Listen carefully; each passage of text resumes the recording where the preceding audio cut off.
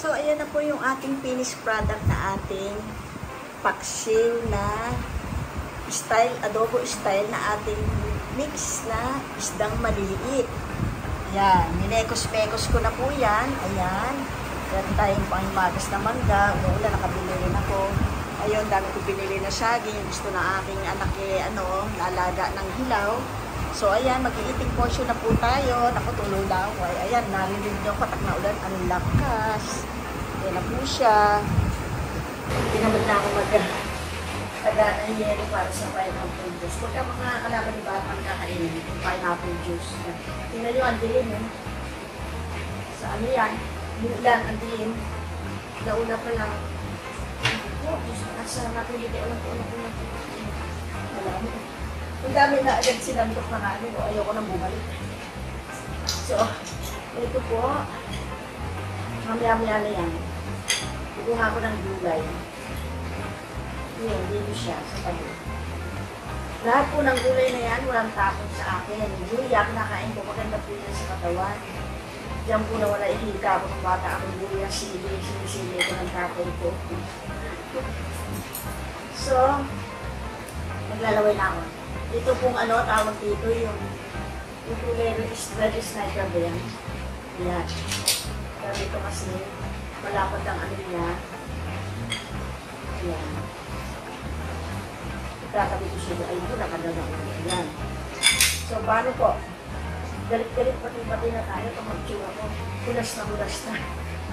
Pero nakapag-vlog ko ako ng pag-shape na nagawa ng tinapa, pinakita ko habang nagluluto ako dito, start ko yan, mapapanood ko.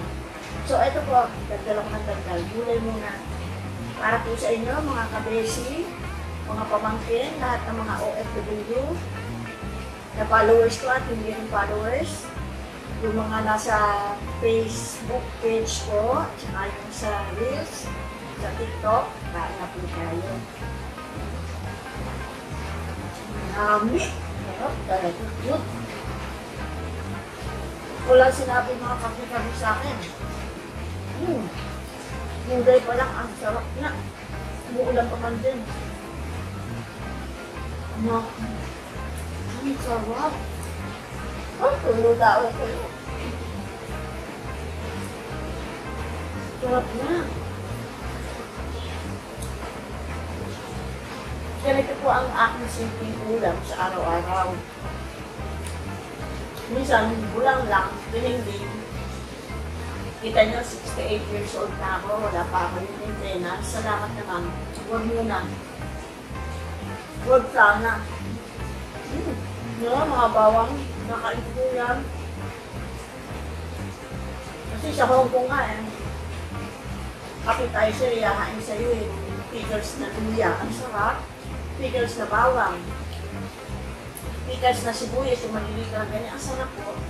Kasi yung mga Chinese good for the health daw. Tama po, kasi kinain natin yan, mainit sa dugo. Nakaka-circulate na maganda yung ating dugo. Tingnan nyo yung tsura ko. Bulas na ulit sa kanyang dola. Pero sarap na sarap ang sarap. Tingnan nyo, walang tapon ng bawang, sibuyas, luya.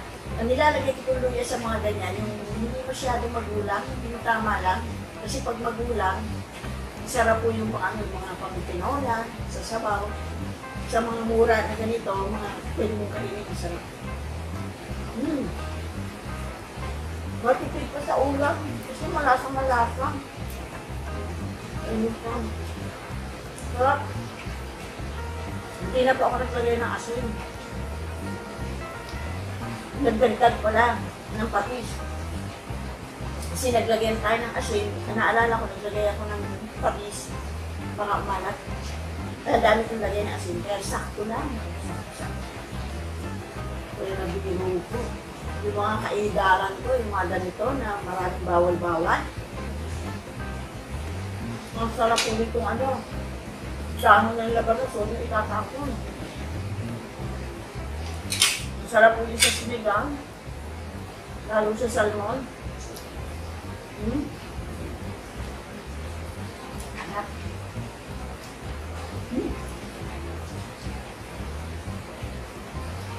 Sarap. Ito ulam. Malasa siya. Ingat lang po tayo sa tinik. Yun na lang hugasan naman yan. Sarap. Yung kamay ko po, yung kuko ko, medyo nangingitim. Hindi nangingitim, nag-brown. Ikudkod na po yan, minamalikil ko. Nagiging brown po yan kasi naglalaga ako ng dahon bayabas, nilalanggas ko kay Coco. Siyempre, yung sa tawel, lulugo ko, kikiskis ko sa kanya yan. Hindi ko naman siya makutkot palagi dahil manipis na sa kakutkot. Pinaparas ko lang, tsaka hindi po yan dumipansya ng dahon bayabas. Ang galing ko kasi panglagas sa galis-galis. Kasi si Coco, hindi man allergy siya sa mga alipabet ng simento. Kung nagpagawa ako doon, pati mata niya, ayun, ginagamot ko, medyo okay na. Pero balik tayo dito, napakasarap ko talaga, walang tapon. Bumenta ko kayo sibuyas, lagyan nyo, wala kang mabili. Nakalimutan kong bumili sa palengke. Dito sa tabi-tabi ko sa talipapa. Wala, isa naman, ang dami ng tinda. Sarap po talaga, pero na, bebo. Makipig pa sa ulam, napakalinamnan.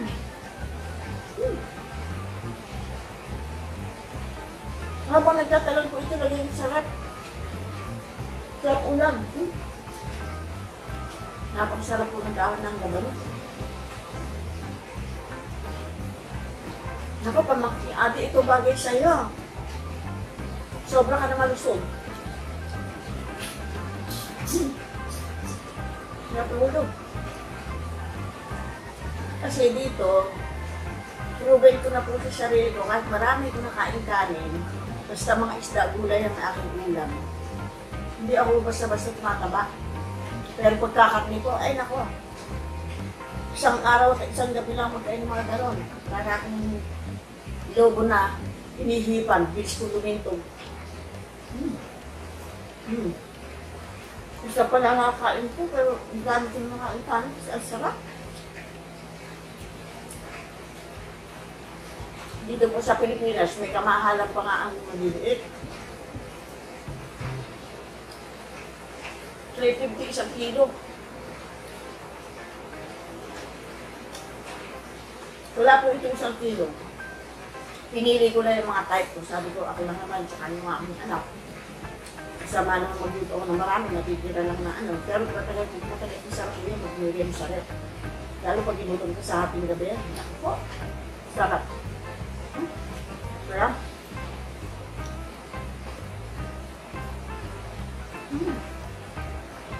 Tapos malamig na tubig, hindi po kakuyat. Dapat ako mga na ibang baso. Eto na po tayo. Sarap. Grabe ang aking anak ko sa taas na amoy ito. Kita nyo, oh. Fresh na fresh po yan. Talagang, pagkatapos kong bumili ng bangos, pinalitan ko siya. Yung iba nga nakita kong dumaan ako sa kanya eh. Nabili na kaagad, ang bili. Sarap. Natulog gawin ko dito. Pag napanood ito ni BFF ng Marisa, Teresa Pajardo. Maria Teresa Pajardo. Inggitin ko siya. Kasi ano po yung mahilig niya sa mga ganitong mga maliliit-liit na isda yan. Mga seafood.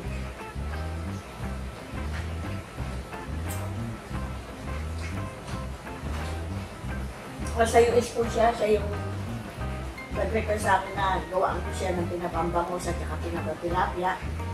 Dadali niya sa manugang niya. Ay nakarating po na ating tilapia, nakarating na ng Amerika.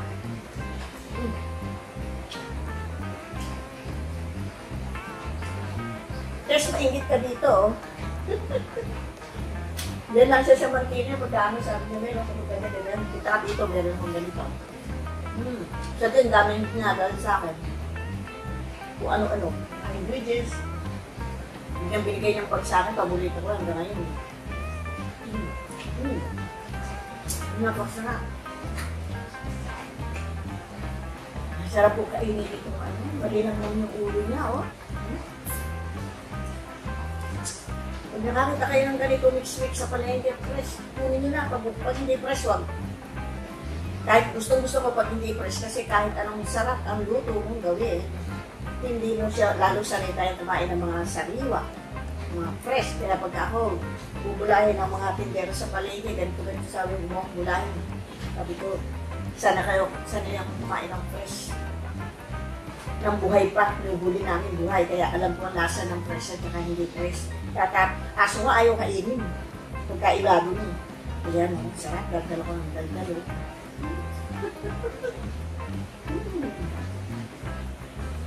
Yun naman. Talaga naman.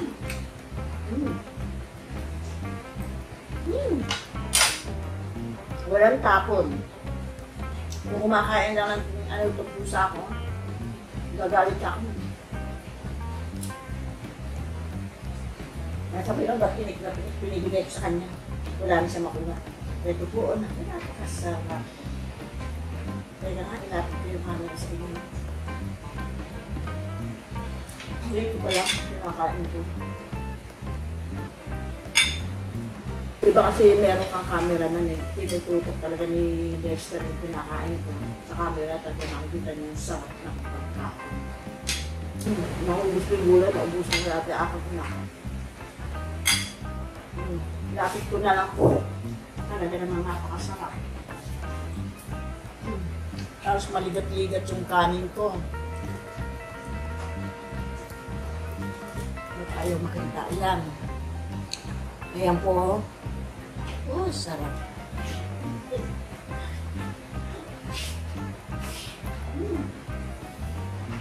Napakalinamnam. Kaya huwag kayo manghinaya kahit mahal, makain nyo na may gusto nyo. Minsan lang dumaan ko sa isip ko nga, minsan lang ako makakatagpo ng ganito, hindi ko na pinalalagpas. Hindi ko niniisip yung presyo kung mahal siya o hindi, basta nakain ko yung gusto ko. Nami. Masiram. Ano pa ba yung naman? Ano pa? Ano pa? Ilocano. Ano pa? Ilocano? Masarap. Nakapinagnan. Nakapinagnan. Sa Oman niya, nakahuli si Lester niyan. Punta kami ng bundok sa Alpiran. Lilipat kami ng mga mountain, bundok-bundok, maglalawit ng palawtan. Nakakita kami kinain. Mahal, laki-laki, tinulong ko sa maganyan. First time ko nakatikim nito, kaya pag nakakita ako na ganito, hindi ko pinalalagpas, pinibili ko kaagad. Ang sarap pala kakunit ko. Malinis pa, hindi ko kaya kalitsin puti. Wala ka makikita laman na dumi. Parang malintog na puti lang. Pero napakalinam-nam ko. Pinirito ko yung kalahati, yung ulo, sinigang ko, para may sabaw, parehong masarap. Sarap talaga. Pero biro, ang linam lang po. Matagal naman ako ng lechon dyan, o kung ano-ano man yan masasarap na sinasabi. Hindi mo papansinin. Ang lechon, ang mga crispy pata, andyan lang. Pero ito, hindi na po lumabas. Hindi ko siya ipagpapalit. Sasama talaga naman. Asaya-saya ko po talaga. Kung kayo maano sa akin, kasi tuwa-tuwa ako pagka nakuha ko yung gusto ko. Nutikman, nailuto.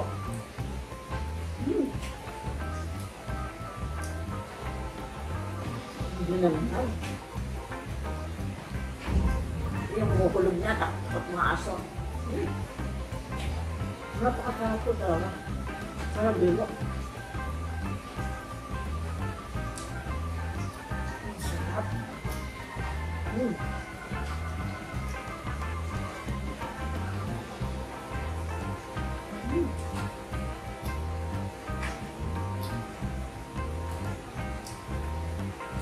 Hindi kasi dito uso yung labanos na dahon, tinitinda. May sumut-sumut lang yung kinuha ko, nang hinaya ako. Yun ang kahit wala ang plan, bumili ng labanos, bumili ko para magkaroon lang ng dahon. Hindi naman bibigay na Ano yun dahil kasama sa timbang yun eh. Pero kung may dahon yan, hindi na pinuputol, mas maganda. Sana matagpasaligan na gano'n.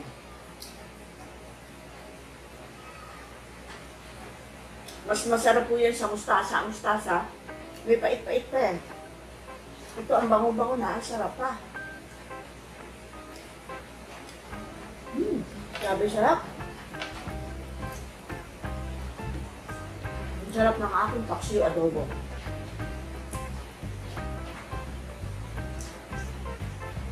Si Lester at saka si Bob kumain ito. Kaya alam, gusto kami sa lugar sa Sariaria, walang sariwa. Nakala ko yung mga sariwa doon, dahil malapit sa dagat.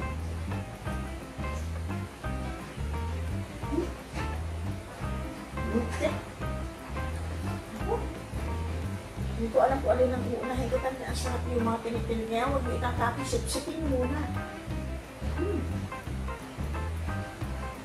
Napakalinamnam.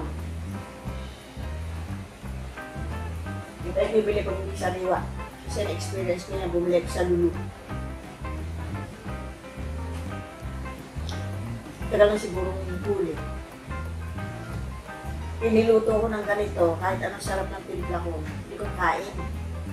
Hindi po sariwa, kaya ako hindi sanay na hindi sariwa kakainin. Hindi po siya maselap. Sanay na yung bibig ko, tsaka sanay ako ng sariwa. Lahat gulay, bukas. At karni, lalo sa karni. Nagbigay sa akin ng buto-buto sa aso raw. Pinugasan ko na ng suka, lahat-lahat, asin. Tapos iluto ko na magandang luto. Si Coco, manong nguso, ayaw. Sayang lang yung aking gas. Bago, yung airport to. Pag yung mga alago ako, masaya lang. Pusa, naku. Kaya po usapan naman, pag siya parang nagre-reklamo, salita ng salita, hindi mo maintindihan. Kuskus sa'yo, kuskus dito, gano'n. Minsan napipita ako.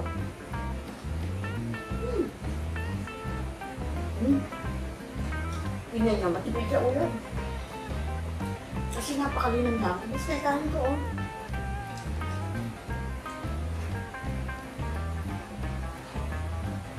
Kasi style nito, pagka ganitong ano, sulpak mo ng sulpak sa bibig mo, tululunin mo, hindi po masarap yung, hindi mo malangnam yung linamnam niya. Kaya sa kanin po talaga the best. Lalo na kung sinangag po ito. Pagyan natin, isangag ako bukas. Hindi na ako magkakapunan lang ito. Sinapral na lang. Sarap eh, hindi mo, ubus ko na. Ang gulay, maubos ko, pero bigyan ko kaya lang sa taas. Napakasarap po. Lahat po ng klase na isdang maliliit, i-mix nyo sa pagpaksig.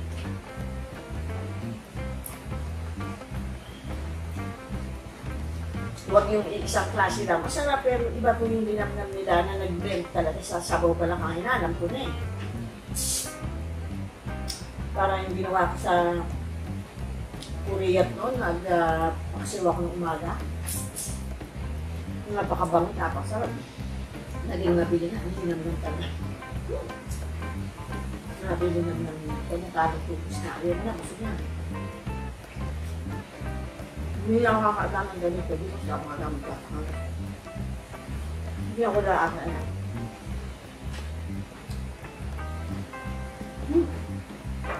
Halinam na. Sayang, hindi niya matikman ko. Pero yung salt na lahat. Bawat isang kasi, bibigyan ko siya.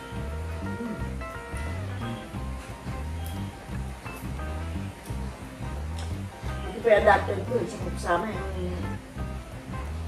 aking totoong anak na biological. Wala, halo sa Laguna. Pamilya na. Pamilya ng mga aso. Ang naman talaga. Napakalinam ng puno yung palikpik niya, yung mga taba-taba niya, iba, sarap. Tsaka ang kaliskis niya, tingin. Pinakaliskisan mo na doon, pero yung mga palikitira, hindi mo siya maramdaman. Kaya bahala na kayo tumululawan. Okay? Ito. Pag in-edit ni Lester to, tutululaway na.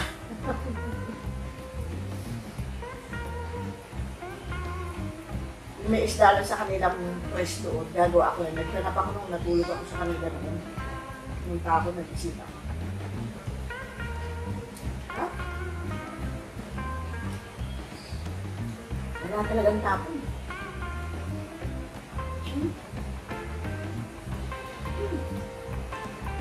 Ang ganda tingnan, no? Hindi ko tinatagal yung mata ko doon.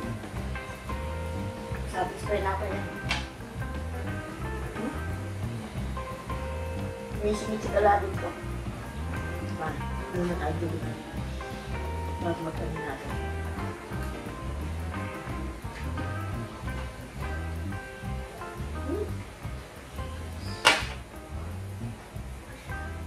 Dito ang tungkol na.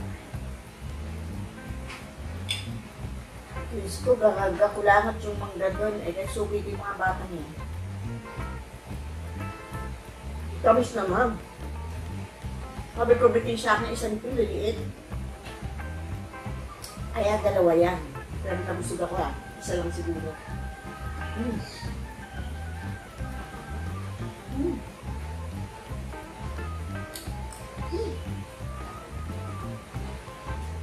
Sarap. So ngayon, pagkatapos natin kumain ng ganyan masarap, tatanggalin na natin yung lasa sa bibig natin. Kaya magpapangimakas tayo. Masarap habang kinakain, pero pagka nag-toothbrush ka na, tapos mararamdaman mo yung lasa. Pero pag nag-limagas ka, itutulak lahat yung nalala. Tamis ka? In fairness, maliit siya, pero hindi mo ma-underestimate yung tamis niya.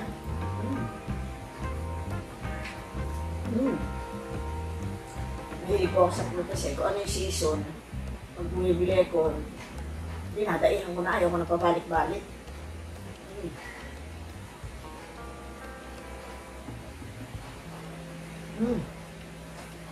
Manyaman. Naimas. Ilocano. Namit. Ilonggo. Masiram. Bicol. Ano pa ba?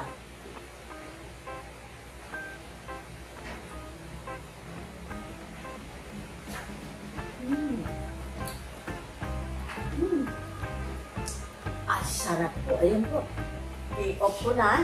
Sana po nagustuhan niyo aking vlog na paksiw na adobo style na mekos-mekos na fish. Mix-mix na fish. Ibig sabihin po ng mekos-mekos. Iba-ibang klase pero the best po talaga siya sa lasa. Sana po huwag kayong magsawa sa panonood sa pag-abang ng mga vlog ko kahit napakadalang. At yung pong mga followers po sa Facebook page, pwede pong i-follow nyo rin ako sa TikTok. Tini-TikTok ko yung mga alaga ko noon. Mga ilang taon na. Nang dumaan sa ano ko, makita ko, yung mga message. Ma'am, more video po. Idol, more video. Sabi ko, ano pa pala ito? Actually, yung TikTok na yun, ginawa ng katulong ko noon sa bahay. Kala Sky. Practice doon. Yung dinadagdagan. Eh ngayon po, naisipan ko, hindi na nga, dagdagan natin. Please po, pakipollow nyo rin ako sa TikTok. Minsan po magla-live tayo pag may time. Yun lang po. Salamat. O, ito po gawa kayo na hindi kayo magsisisi. Kung hindi mahilig sa paksil, pag natikman nyo yung style ko ng paksil, napakasarap po.